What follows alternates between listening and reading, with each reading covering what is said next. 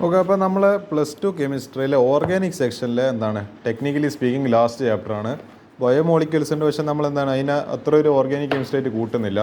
This will be the end of organic section. അപ്പോൾ എന്താണ് amines എന്നാണ് നമ്മുടെ ചാപ്റ്ററിൻ്റെ പേര്. നമ്മൾ ആകെ അതായത് നമ്മളെ ഹാലോ ആൽക്കൻസ് ആൻഡ് ആൽവൻസിൽ 2 കാര്യത്തിനെ പറ്റി പഠിക്കണം. ആൽഡിഹൈഡ്, കീറ്റോൺ, കാർബോക്സിലിക് ആസിഡിൽ 3 കാര്യങ്ങൾ, മറ്റേ ആൽക്കോഹോൾ, ഫീനോൾ ഈതറിൽ 3 കാര്യങ്ങൾ, 3 ടോപ്പിക്സ്. അപ്പോൾ നിങ്ങൾ വിചാരിക്കും അമീൻസ് ഒറ്റ ടോപ്പിക്കല്ലല്ലോ എളുപ്പം, പക്ഷെ അങ്ങനെയല്ല. അതെന്തുകൊണ്ടാണെന്നുള്ളത് ഞാൻ NCERT ക്വസ്റ്റൻസ് ചെയ്യുന്ന സമയത്ത് കാണിച്ചു തരാം. എന്തുകൊണ്ടാണ് നിങ്ങൾ അമീൻസ് അണ്ടർ റേറ്റഡ് ആണ്, സൈലൻറ്റ് കില്ലറാണ് ചങ്ങായി. ആകെ ഒറ്റൊരാൾ ഇല്ലെന്ന് വിചാരിക്കും, പക്ഷേ ഒറ്റൊരാൾ മതി. ബാക്കി എല്ലാ ചാപ്റ്ററിൻ്റെയും അതിനെക്കാട്ടും കൂടുതൽ ക്വസ്റ്റൻസ് ഇതിലുണ്ട് NCERT ഇതായിട്ട് ഭാഗമായിട്ട്. ഞാൻ കാണിച്ചു തരാം, എല്ലാം നമ്മൾ വരുന്നുണ്ട്. നമുക്ക് ഇതെന്ന് വരാൻ സാധ്യതയില്ല. NCERT എക്സാമ്പിൾ ക്വസ്റ്റൻസ് നോക്കാം. ആദ്യം തന്നെ പേജ് നമ്പർ 263 എക്സാമ്പിൾ 9.1 ചെയ്യാൻ എക്സാമിന് വരും. അടുത്തത് നമ്മളെ page number 264 example 9.2. Yes, conversion reaction. ഇത് ഡേഞ്ചറസ് ആണ്, ഇത് നിങ്ങൾ പഠിക്കുക തന്നെ ചെയ്യണം, വേറെ വഴിയില്ല. നമ്മളെ പേജ് നമ്പർ 265 ഇൻടെക്സ്റ്റ് ക്വസ്റ്റ്യൻ 9.3 ചെയ്യുക. ഇതും വീണ്ടും കൺവേർഷൻസ്, 3 കൺവേർഷൻ ഒക്കെ ഡേഞ്ചറസ് ആണ്, ഒക്കെ പഠിക്കണം. കൺവേർഷൻ പഠിച്ചില്ലെങ്കിൽ നിങ്ങൾ കുറച്ച് അധികം പ്രയാസപ്പെടും ഈ എക്സാമിന്. പേജ് നമ്പർ 270 എക്സാമ്പിൾ 9.4 ചെയ്യുക എക്സാമിന് വരും. ബേസിക് സ്ട്രെങ്ത്തുമായിട്ട് ബന്ധപ്പെട്ടുള്ളൊരു ക്വസ്റ്റൻ അത്. പിന്നെ പേജ് നമ്പർ 274 ഇൻഡെക്സ് ക്വസ്റ്റൻ 9.4, 9.5, 9.6 ചെയ്യുക എക്സാമിന് വരും.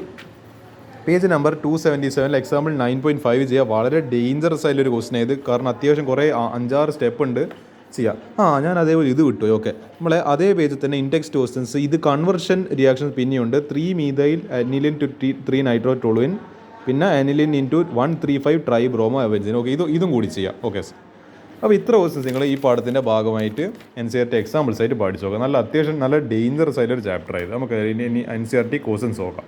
ഓക്കെ, നമുക്ക് എന്ത് ചെയ്യാം, അമീൻസിൽ വരാൻ സാധ്യതയില്ല ഈ പറഞ്ഞ NCERT ക്വസ്റ്റൻസ് നോക്കാം.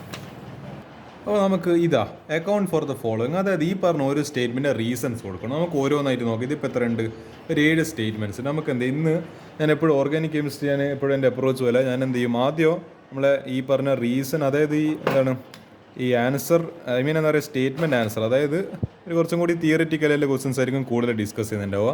നമുക്ക് ലാസ്റ്റിലേക്ക് എന്ത് ചെയ്യാം, നമ്മളെ വളരെ ഫേവററ്റ് ആയിട്ടുള്ള കൺവേർഷൻ റിയാക്ഷൻസും മറ്റുള്ള റിയാക്ഷൻസിലേക്കെല്ലാം വരാം. അതൊക്കെ എനിക്ക് ലാസ്റ്റിലേക്ക് വെക്കാൻ എനിക്കൊരു ഇഷ്ടം. നമുക്ക് എന്ത് ചെയ്യും, ബോറിംഗ് ആയിട്ടില്ല ഇങ്ങനത്തെ ക്വസ്റ്റൻസിൽ ആദ്യം ചെയ്ത് ലാസ്റ്റിലേക്ക് നമുക്ക് ശരിയായിട്ടുള്ള തൃശ്ശൂർ പോരുന്നതിനെ നടത്തിക്കളയാം. First question, pKb of aniline is more than that of methyl amines. അതിൻ്റെ റീസൺ എന്താ? അതിൽ ഹിൻഡ് പറയുന്നത് higher the pKb value lesser is the basicity.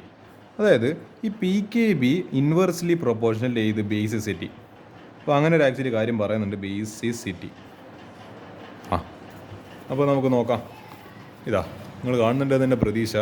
In aniline the electron pair on nitrogen atoms involve in conjugation with ring and less available for protonation. നമുക്കറിയാം അനിലിൻ്റെ എന്താ സ്ഥിതി, ഇതിങ്ങനെ വരച്ച് ഇത് NH2. നമുക്കറിയാം നൈട്രജനോട് ഒരു ലോൺ പെയർ ഇലക്ട്രോൺ, പക്ഷേ ഈ ലോൺ പെയർ ഇതിലേക്ക് ഇങ്ങനെ വന്ന് ഇങ്ങോട്ടേക്ക് ചാടി റെസനൻസിൽ ഇങ്ങനെ മാറി പങ്കെടുക്കുന്നുണ്ട്.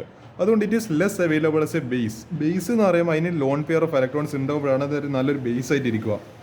നിങ്ങൾ ആലോചിച്ച് നോക്ക്, എന്ന് പറയേണ്ടത് നമ്മൾ തുടക്കത്തിൽ നോക്കുമ്പോൾ ഇവിടെ ഉണ്ടാവും, പക്ഷേ 2 സെക്കൻഡ് കഴിഞ്ഞാൽ ഇവിടെ എത്തിയിട്ടുണ്ടാവും, ഒരു 5 സെക്കൻഡ് കഴിയുമ്പോൾ ഇവിടെ. അതത്ര നല്ലൊരു ബേസ് എന്ന് പറയാൻ വേണ്ടി പറ്റില്ല, അത് അത്ര അടിപൊളിയായിട്ടൊരു ബേസ് അല്ല. അപ്പോൾ ബേസാണ്, പക്ഷേ അത്ര അടിപൊളിയായിട്ട് ബേസ് എന്ന് പറയാൻ വേണ്ടി പറ്റില്ല.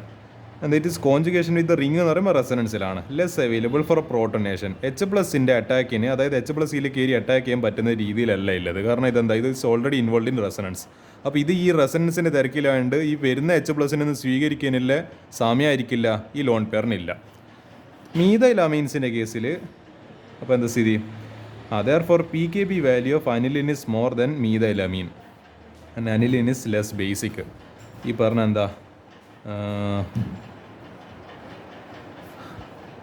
ഓക്കെ, ഇത് വെച്ചിട്ട് തന്നെ നമുക്ക് ആക്ച്വലി പറയാം. അതായത് നമ്മൾ പഠിച്ചിട്ടുണ്ട് pKb is inversely proportional to basicity, അല്ലെ ബേസിസിറ്റി ഇൻവേഴ്സ്ലി പ്രൊപ്പോർഷണൽ pKb. അപ്പോൾ നിങ്ങൾ ആലോചിച്ച് നോക്ക്, ഇതിൻ്റെ ബേസിസിറ്റി കുറവാണ്. അപ്പോൾ ബേസിസിറ്റി കുറയും തോറും ഈ റിലേഷൻ പ്രകാരം എന്താ, one decreases another in increases. ഏത് പ്രൊപ്പോർഷണാലിറ്റിയിൽ? ഇൻവേഴ്സ് പ്രൊപ്പോർഷണാലിറ്റിയിൽ. അപ്പോൾ ഇത് കുറയുമ്പോൾ ഇത് കൂടും. അതുകൊണ്ടാണ് നമ്മൾ പറയുന്നത് ഈ ഒരൊറ്റ റീസൺ മതി. അനിലിൻ ലെസ് ബേസിക് ആണ്, അപ്പോൾ ലെസ് ബേസിക് ആകുമ്പോൾ മോർ pKb ആയിരിക്കും. Just simple. ഇതങ്ങ് എഴുതി കൊടുത്താൽ മതി നിങ്ങൾ, അത്രയേ ഉള്ളൂ. Less basic so more PKB value. ഇതാണ് ഈ ക്വസ്റ്റിൻ്റെ ആൻസർ. നമുക്ക് അടുത്ത ഒരു ഇത് നോക്കാം, ഒരു മിനിറ്റ്. നമുക്കിനി അടുത്ത രണ്ടാമത്തെ സ്റ്റേറ്റ്മെൻറ്റ് നോക്കാം. Ethyl amine is soluble in water where is aniline is not.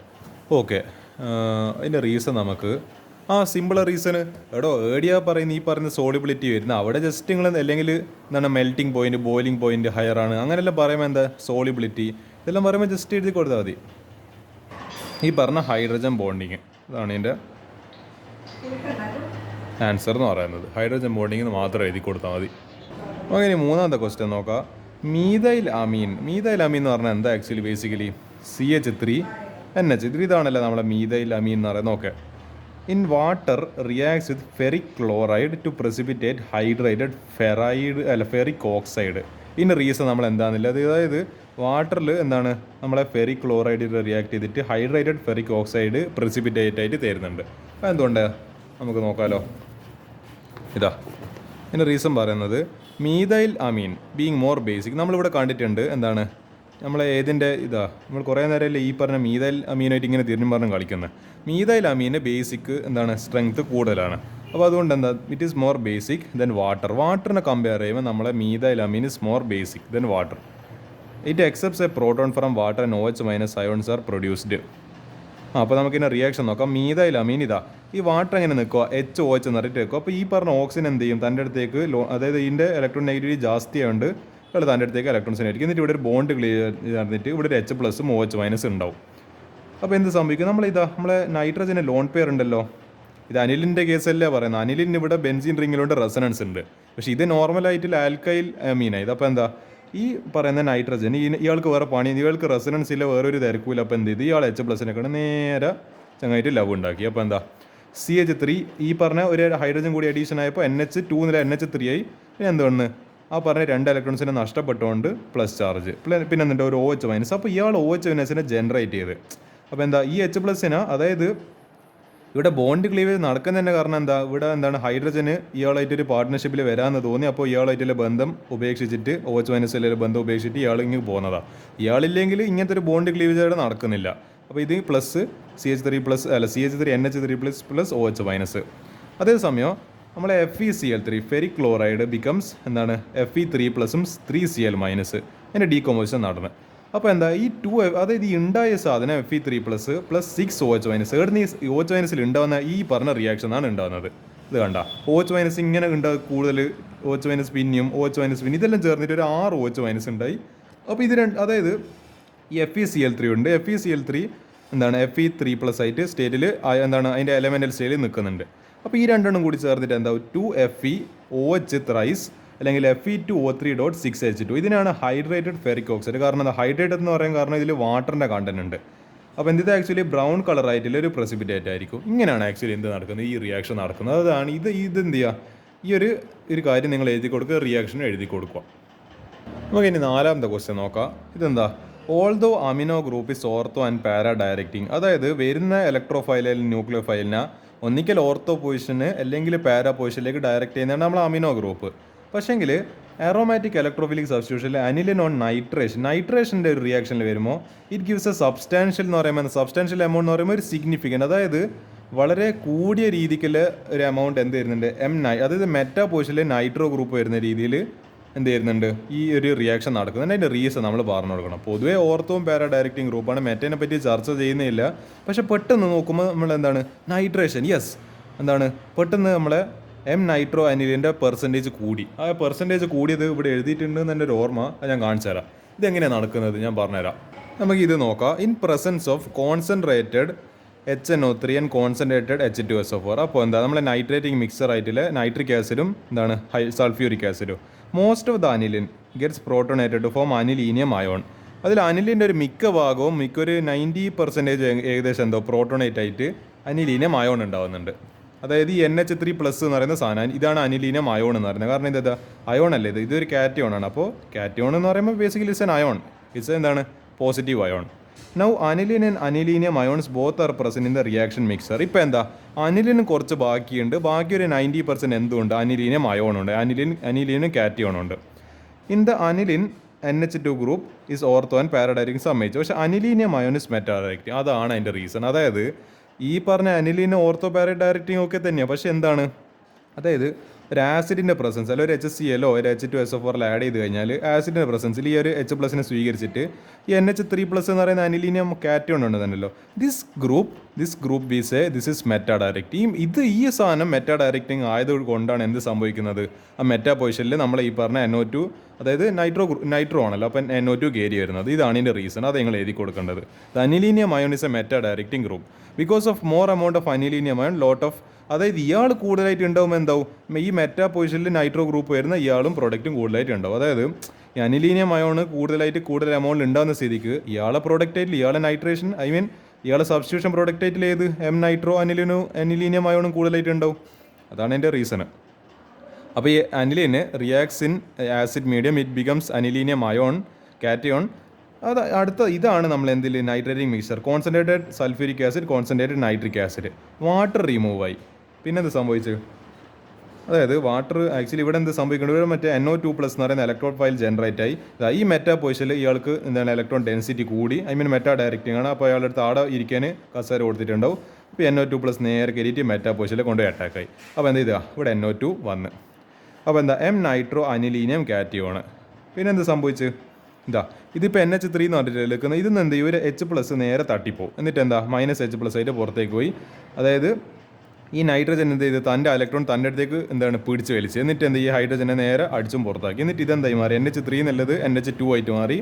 പിന്നെ ഇയാളെ എന്താണ് ലോൺ പെയർ ഓഫ് ഇലക്ട്രോൺ തിരിച്ച് കിട്ടി. ഇവിടെ എന്ത് വന്ന് NO2 ഗ്രൂപ്പും വന്ന് നൈട്രോ അനിലിൻ. ഇതാണ് ബേസിക്കലി റിയാക്ഷൻ.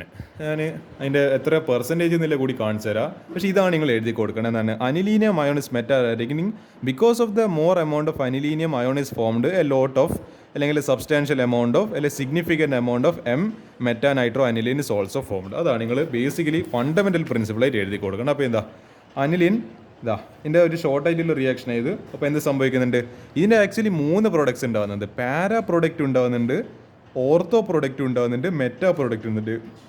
നിങ്ങൾ അതേ ഒന്നിക്കൽ ഓർത്തോ മാത്രമല്ല പാര മാത്രമല്ല, ഓർത്തോം പാര പ്രൊഡക്റ്റ് അല്ല, മെറ്റ മാത്രം പ്രൊഡക്റ്റ് എല്ലാവരും കണ്ടിട്ടുണ്ടാവുക. ഇതാണ് the most very wonderful reaction. എന്തെല്ലാം ഓർത്തോ പ്രൊഡക്റ്റ്, പാര പ്രൊഡക്റ്റ്, മെറ്റാ പ്രൊഡക്റ്റ്, സീന്. അതിൻ്റെ എല്ലാം പെർസെൻറ്റേജാണ് നോക്കേണ്ടത്. മറ്റേ പാരാ നൈട്രോ അനിലിന് 51% ഉണ്ട്. അതേപോലെ എന്താണ്, ഇവിടെ ഇത് ഓർത്തോ ആണല്ലോ. ഓക്കെ, ഓർത്തോ നൈട്രോഫീനലൊക്കെ വെറും 2%. ബാക്കി അപ്പോൾ ഇപ്പോൾ 51, 2 എന്ന് പറയുമ്പോൾ 53. ബാക്കി ഇനി 100% ആണല്ലോ. അപ്പോൾ എന്താ 100 47. ഈ 47% വരാം. That is nitro aniline. അതാണ് ഇത് കാരണം. അത് ഇയാൾ ഈ ഓർത്തോ പ്രൊഡക്റ്റ് ആകെ 2%. ബാക്കി സിഗ്നിഫിക്കൻ്റ് അവിടെ 47% എന്ന് പറയുമ്പോൾ അത്യാവശ്യം എന്താണ് ഈ പറഞ്ഞ പകുതി മെജോറിറ്റീൻ്റെ അടുത്താണല്ലോ. 15 ഓൾമോസ്റ്റ് അടുത്താണ്. അതായത് 50% ആണ് എൻ്റെ ഹാഫ് എന്ന് പറയുന്നത്. അതിൻ്റെ ഓൾമോസ്റ്റ് ക്ലോസ് അല്ലേ ഈ പറഞ്ഞ 47 എന്ന് പറയുന്നത്. അപ്പോൾ അതുകൊണ്ടാണ് പറയുന്നത് it is very high in nature, അല്ലെ high substance, high amount of product ഉണ്ടാകുന്നുണ്ട്. ഇതാണ് ഈ റിയാക്ഷൻ്റെ ഒരു പ്രത്യേകത. അപ്പോൾ ഈ കാര്യങ്ങളൊക്കെ പറ്റുമെങ്കിൽ നിങ്ങൾ എഴുതി കൊടുക്കുക. ഇതിൻ്റെ പെർസെൻറ്റേജ് അടക്കം ഇവിടെ കൊടുത്തിട്ടുണ്ട്. അതെല്ലാം പറ്റുമെങ്കിൽ ആദ്യമായിട്ട് തന്നെ എഴുതി കൊടുക്കുക എന്നുള്ളതാണ്. ഓക്കെ, നമുക്കിനി എന്ത് ചെയ്യാം, 5ാമത്തെ ക്വസ്റ്റ്യൻ നോക്കാം. ഇനി 2 ക്വസ്റ്റ്യൻ കൂടി ജീവൻ പോകുന്നുണ്ട്. നമുക്ക് എന്ത് ചെയ്യാം, ഈ ജീവൻ പോകുന്ന മുമ്പ് നമുക്ക് ഈ 3 ക്വസ്റ്റ്യൻ കൂടി ഡിസ്കസ് ചെയ്യാം. Aniline does not undergo Friedel Crafts reaction. ഫ്രിഡൽ-ക്രാഫ്റ്റ്സിൻ്റെ ആൽക്കൈലേഷനോട് എന്താണ് അസൈലേഷൻ, ഇതൊന്നും അയാൾ തരുന്നില്ല. എന്തുകൊണ്ട്, റീസൺ നോക്കാം. Aniline is a Lewis base ആണ്. So it form salt with Lewis acid. നോക്കാം അതിൻ്റെ റീസൺ നമുക്ക് നോക്കാമല്ലോ. Aniline being a Lewis base forms a complex with AlCl3. നമ്മളെ ഈ ഫ്രിഡൽ-ക്രാഫ്റ്റ്സ് ആൽക്കൈലേഷൻ അസൈലേഷൻ നമ്മൾ പൊതുവെ ചേർക്കുന്ന ഒരു മീഡിയമാണല്ലോ നമ്മൾ അൻഹൈഡ്രസ് AlCl3. നിങ്ങൾ +1 മുതൽ ഹൈഡ്രോ കാർബൺസിൻ്റെ കണ്ടുവരുന്നതാണ് നമ്മൾ അൻഹൈഡ്രസ് AlCl3. ഏത് ഗ്രൂപ്പ് ചേർക്കുന്നതായിക്കോട്ടെ അൻഹൈഡ്രസ് AlCl3 അവിടെ ഉണ്ടാവും. അപ്പോൾ ഈ അനിലിനോ ഈ പറഞ്ഞ ഈ AlCl3 തമ്മിൽ എന്താ റിയാക്റ്റ് ആവും, ലൂയിസ് ആസിഡ്. അതായത് ഇയാൾ ലൂയിസ് ബേസ് ആണ്, ഇയാൾ ലൂയിസ് ആസിഡ്. അപ്പോൾ ഈ ബേസും ആസിഡും കൂടിയിട്ട് റിയാക്റ്റ് ആവും. As a result nitrogen of aniline becomes positively charge and acts as a strong deactivating group for electrophilic substitution reaction. Consequently aniline does not undergo Friedel Crafts reaction. ഈ nitrogen of aniline, അതായത് ഈ പറഞ്ഞ AlCl3യും ഈ അനിലിനും കൂടി ചേർന്നിട്ട് എന്ത് സംഭവിക്കും, നമ്മളെ നൈട്രജൻ ഒരു പോസിറ്റീവ് ചാർജ് കിട്ടും. അതായത് നമ്മൾ NH2ൻ്റെ മുകളിൽ ഇതുണ്ടല്ലോ, ലോൺ പെയർ ഉണ്ടല്ലോ. അപ്പോൾ AlCl3 എന്ത് സംഭവിക്കും, ഇയാളായിട്ട് പെയറിങ് നടന്നിട്ട് അപ്പോൾ ഇയാൾ 2 ഇലക്ട്രോൺസ് നഷ്ടപ്പെട്ടു. അപ്പോൾ എന്താ ഇയാൾ പോസിറ്റീവ് ചാർജ് വരും. അപ്പോൾ എന്ത് സംഭവിക്കും, നമ്മൾ NH3 എന്ന് പറയുന്നത് സ്ട്രോങ് ഡീആക്ടിവേറ്റിംഗ് ഗ്രൂപ്പ്. നിങ്ങൾ ഇവിടെ കണ്ടിട്ടുണ്ടാവുമല്ലോ. അതായത് ഈ NH3 ആയപ്പോൾ പ്ലസ് ആയപ്പോൾ എന്താ സംഭവിച്ചത്, മെറ്റാ ഡയറക്റ്റ്. ആക്ച്വലി നമ്മൾ മെറ്റാ ഡയറക്റ്റിംഗ് ഏതിനാ പറയുക, അതായത് മെറ്റാ ഡയറക്റ്റിംഗ് എന്ന് പറയാൻ നമ്മൾ സ്ട്രോങ് ഡീആക്ടിവേറ്റിംഗ് ഗ്രൂപ്പ്സ് ആണ്. ഡീആക്ടിവേറ്റിംഗ് ഗ്രൂപ്പ്സ് ആണ് ആക്ച്വലി എന്താണ് മെറ്റാ ഡയറക്റ്റിംഗ് ഗ്രൂപ്പ്സ്. അതേപോലെ ഓർത്തോ പാര എന്നെല്ലാം പറയുന്നത് എന്താ ആക്ടിവേറ്റിംഗ് ഗ്രൂപ്പ്സ് ആണ്. അതാണ് അതിൻ്റെ റീസൺ ആക്ച്വലി വരുന്നത്. അപ്പോൾ ഇത് ഡീആക്ടിവേറ്റ്, അതായത് NH3+ എന്താണ് ഒരു ഡീആക്ടിവേറ്റിംഗ് ഗ്രൂപ്പ് ആയതുകൊണ്ടാണ് മെറ്റാ ഡയറക്റ്റിംഗ് മാറിയത്. അതിനൊരു റീസൺ കൂടിയാണ് നിങ്ങളോട് കണ്ടുകൊണ്ടിരിക്കുന്നത്. അപ്പോൾ എന്താ that is a strong deactivating group that explains എന്താണ് ഈ പറഞ്ഞ it strong deactivating group for electrophilic substitution reaction. അപ്പോൾ എന്താ ഇതാ C6H5NH ഇതാണല്ലോ അനിലിന് AlCl3 ഇവർ രണ്ടുപേരും ചേർന്നിട്ട് എന്ത് സംഭവിക്കും, ഒരു കോംപ്ലക്സ്, അതായത് നിങ്ങൾ മറ്റേ അതായത് കോർഡിനേഷൻ കോമ്പൗണ്ടിൽ പഠിക്കുന്നുണ്ടാവും, ഇങ്ങനത്തെ എന്തുണ്ടാവും ഒരു കോംപ്ലക്സ് അതായത് കോർഡിനേഷൻ കോമ്പൗണ്ട് ഉണ്ടാവും C6H5NH2+. അപ്പോൾ എന്താ ഈ C6H5NH2+ AlCl3-. അപ്പോൾ ഈ പറഞ്ഞ ഒരു പ്ലസ് അവർ തമ്മിലൊരു എന്താണ് അഡ്ജസ്റ്റ്മെൻ്റ് ആക്കുന്നത്, ഒരു പ്ലസ് മൈനസിലാണ് ഈ കോംപ്ലക്സ് നിൽക്കുന്നത്. അപ്പോൾ ഈ കോംപ്ലക്സ് ഫോർമേഷൻ നടക്കുന്നതുകൊണ്ട് തന്നെ നമ്മൾ എന്ത് സംഭവിക്കുന്നില്ല, നമ്മളെ ഈ പറഞ്ഞ ഒരു ഇലക്ട്രോഫൈൽ ഇപ്പോൾ E+ എന്ന് പറയുന്ന ഇലക്ട്രോഫൈൽ അവിടെ വളരെ എളുപ്പത്തിൽ വന്നിട്ട് അവിടെ കയറിയിട്ട് അറ്റാക്ക് ചെയ്യാൻ വേണ്ടി പറ്റുന്നില്ല. ഇതാണ് ഇതിൻ്റെ റീസൺ എന്ന് പറയുന്നത്. അപ്പോൾ എന്ത് ചെയ്യുക, നിങ്ങൾ ജസ്റ്റ് ഇത് എഴുതി കൊടുത്തത് aniline being a base forms a complex with AlCl3 Lewis acid. അപ്പോൾ as a result nitrogen becomes positive charge and acts as a strong deactivating group for the electrophilic substitution. അപ്പോൾ എന്താ അത് എഴുതി കൊടുത്താൽ മതി. നമുക്ക് ഈ ഒരു ക്വസ്റ്റ്യൻ നോക്കാം. 6ാമത്തെ ക്വസ്റ്റ്യന് ഇതെന്നാ diazonium salts of aromatic amines. Diazonium salts എങ്ങനെ എഴുതുക, നമ്മളെ ഡൈസോണിയം സാൾട്ട് ഇതാ, ഇതിപ്പോൾ ബെൻസീൻ റിങ്ങിനുള്ള N2+Cl-. ഇതൊരു എന്താണ് ഡൈസോണിയം സാൾട്ടാണ്. Are more stable than those of aliphatic amines. നമ്മൾ ഈ ബെൻസീൻ റിങ്ങിൻ്റെ മുകളിലെ ഈ N2+Cl- എന്ന് പറയുന്ന diazonium salt it is more stable than ഏത് Rn2+. അതായത് ഈ നമ്മളെ നോർമലായിട്ടുള്ള ആൽക്കൈൽ ഗ്രൂപ്പ്സിൻ്റെ ഒപ്പം അറ്റാച്ച് ചെയ്തില്ല ഡൈസോണിയം സാൾട്ടിനെക്കാട്ടും കൂടുതൽ സ്റ്റേബിൾ ആണ് ആര്, ഈ അറോമാറ്റിക് ആയി, അതായത് ഈ ബെൻസീൻ റിംഗ് പോലത്തെ വരുന്നില്ല. അതിൻ്റെ റീസൺ നമുക്ക് നോക്കാം. Stability due to resonance. Yes, അതിനൊറ്റ റീസണിൽ അതിൻ്റെ റെസണൻസിന് സ്റ്റെബിലിറ്റി കിട്ടുന്നുണ്ട്. Diazonium salts of aromatic amines are more stable than those of aliphatic amines because they are resonance stabilized. Resonance stability കിട്ടുന്നുണ്ട്. While no such resonance stabilization is possible in corresponding diazonium salts of aliphatic amines എന്ത് നടക്കുന്നില്ല, resonance നടക്കുന്നില്ല. അപ്പോൾ പ്രശ്നം തീർന്ന്. ഇതിൽ resonance ഉണ്ട്, മറ്റേ റെസണൻസ് ഇല്ല. സിമ്പിൾ. ഇതാ NN, അതായത് N2 എന്നല്ല ഞാൻ പറഞ്ഞത്. അപ്പോൾ എന്താ ഇവിടെ N ട്രിപ്പിൾ ബോണ്ട്, കാരണം നൈട്രജൻ്റെ ബോണ്ട് ഓർഡർ എന്ന് പറയുന്നത് 3 ആണ്. അപ്പോൾ അത് ട്രിപ്പിൾ ബോണ്ടിലാണ് നിൽക്കും. ഇത് ഇവിടെ പഠിക്കണം, മറ്റേ +1 കെമിക്കൽ ബോണ്ടെങ്കിൽ പഠിക്കണം. അപ്പോൾ ഒരു ബോണ്ട്, അതായത് ഇവിടെ എന്താണ് ലോൺ പെയർ നിൽക്കുന്നത്, ഇയാൾ ഒരു പോസിറ്റീവ് വരെ നിൽക്കുന്നത്. അപ്പോൾ എന്ത് സംഭവിച്ച്, ഈ പറഞ്ഞ സ്വാർത്ഥനായിട്ടില്ല നമ്മൾ നൈട്രജൻ പിന്നെ ഒരു ഇലക്ട്രോൺ തൻ്റെ അടുത്തേക്ക് വലിച്ച്. അപ്പോൾ എന്ത് നടന്ന്, എന്നിട്ട് അപ്പോഴത്തേക്ക് ഇവിടുന്ന് ഒരു ഇലക്ട്രോൺ തൻ്റെ അടുത്ത് ഇങ്ങോട്ടേക്ക് പോയി. അപ്പോൾ ഇവിടെ ഡബിൾ ബോണ്ട് വന്ന് ഇവിടെ ഒരു പോസിറ്റീവ് ചാർജ് വന്ന് ഇവിടെ എന്താണ് ഇയാൾക്ക് എക്സ്ട്രാ ആയിട്ട് 2 ലോൺ പെയർ ഇട്ടുകൊണ്ട് ലോൺ പെയർ ഇലക്ട്രോൺസ് ഇട്ടുകൊണ്ട് മൈനസ് ചാർജ് വന്ന് ഇവിടെ പ്ലസ് ചാർജ്. പിന്നെ എന്താ ഇവിടെ എന്താണ് പോസിറ്റീവ് വന്നുകൊണ്ട് ഇതിനെ നികത്തേണ്ടിയിട്ട് ഇങ്ങോട്ടേക്ക് പോയി. അപ്പോൾ ഇവിടെ പ്ലസ് ചാർജ് വന്നു. അപ്പോൾ ഇതിനെ നികത്തേണ്ടിയിട്ട് ഇത് ഇയാൾ ഇങ്ങോട്ടേക്ക് വന്ന്, അപ്പോൾ ഇവിടെ പ്ലസ് ചാർജ് വന്ന് അങ്ങനെ മാറിയിട്ട് പിന്നെ എന്താ ഇതിനെ പോക്കേണ്ടിയിട്ട് ഇയാൾ ഇങ്ങോട്ടേക്ക് വന്ന് ഈ മൈനസ് ചാർജ് ഇങ്ങോട്ടേക്ക് വന്ന്. അപ്പോൾ എന്ത് സംഭവിക്കും, നമ്മൾ വീണ്ടും നമ്മളെ ട്രിപ്പിൾ ബോണ്ട് N എന്ന് പറഞ്ഞിട്ടുള്ള കോമ്പൗണ്ടിനെ കിട്ടി. ഇതാണ് ഈ ക്വസ്റ്റിൻ്റെ ആൻസർ എന്ന് പറയുന്നത്. ജസ്റ്റ് റെസണൻസ് സ്റ്റെബിലിറ്റി എന്ന് മാത്രം എഴുതി കൊടുത്താൽ മതി. നമുക്ക് ഈ അവസാനത്തെ ക്വസ്റ്റ്യൻ കൂടി നോക്കാം. Gabriel phthalimide synthesis is preferred for synthesizing primary amines. Primary amines ഉണ്ടാക്കാൻ നമ്മൾ ഗബ്രിയൽ താലിമൈഡ് സിന്തസിസ് ഉപയോഗിക്കാറുണ്ട്. പക്ഷേ സെക്കൻഡറിയും ടെർഷറിയും എന്താണ് സിന്തസ്, അതായത് ഉണ്ടാക്കാൻ വേണ്ടി പ്രിപ്പറേഷൻ മെത്തേഡ് നമ്മൾ ഇത് ഉപയോഗിക്കുന്നില്ല. എന്തുകൊണ്ട്? Reason no production of secondary and tertiary amines. Okay നോക്കാം. Gabriel phthalimide synthesis produces primary amines only without traces of secondary or tertiary amines. അപ്പോൾ അത്രയിൽ സിമ്പിളായിട്ട് കോമൺ സെൻസ് വെച്ചിട്ട് ചെയ്താൽ എന്താണ് ഗബ്രിയൽ താലിമൈഡ് സിന്തസിസ് എന്ന് പറയുന്നത് പ്രൈമറി അമീൻസ് ഉണ്ടാക്കുന്നതിൽ മാത്രം അത് ഉണ്ടാക്കുന്നതിൽ മാത്രമുള്ള ഒരു റിയാക്ഷനാണ്. മറ്റുള്ള എന്താണ് സെക്കൻഡറിയും തരുന്നില്ല.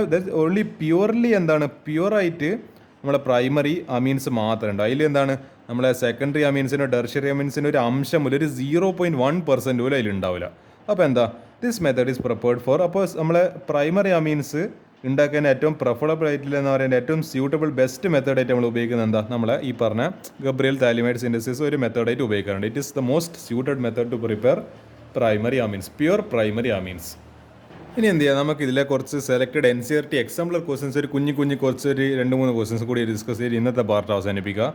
ഒന്നാമത്തെ question, what is the role of nitric acid in the nitrating mixture used for nitration of benzene. നമ്മൾ ഉപയോഗിക്കുന്ന നൈട്രേറ്റിംഗ് മിക്സറിൽ HNO2 ഉണ്ട്, H2SO4 ഉണ്ട്. നമ്മൾ ഈ പറഞ്ഞ HNO3 എന്തിനു ഉപയോഗിക്കുന്നു? Why? HNO3 acts as a base in the nitrating mixture and provide the electrophile NO2+. ഇയാളാണ് ആക്ച്വലി ഈ NO2+ എന്ന് പറയുന്ന ഇലക്ട്രോഫൈലിനെ ഡൊണേറ്റ് ചെയ്യുന്നത്. അതായത് നൈട്രേഷൻ NO2+ നൈട്രോ ഗ്രൂപ്പാണല്ലോ വേണ്ടത്. അപ്പോൾ ഇതാരാ ഡൊണേറ്റ് ചെയ്യുന്നത്? ഇത് കൊടുക്കാൻ ഒരാൾ വേണ്ടത്, നമ്മളൊരു സ്പോൺസർ ചെയ്യുന്ന ഒരാൾ വേണ്ട. ആ സ്പോൺസർ ആരാ?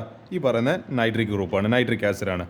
അപ്പോൾ HNO3 എന്ന് പറയുന്ന ബേസും H2SO4 ആസിഡ്. അപ്പോൾ ബേസും ആസിഡും കൂടിയിട്ട് എന്ത് സംഭവിച്ച് കോൺജുഗേറ്റ് ആസിഡ് എന്ന് പറയുന്നത് ഇത് ആക്ച്വലി ഇക്വിലിബ്രിയം കോൺസെപ്റ്റ് അല്ല, ഇക്വിലിബ്രിയത്തിൽ പെട്ട ഒരു കോൺസെപ്റ്റാണ് H2NO3+ HSO4-ഉം.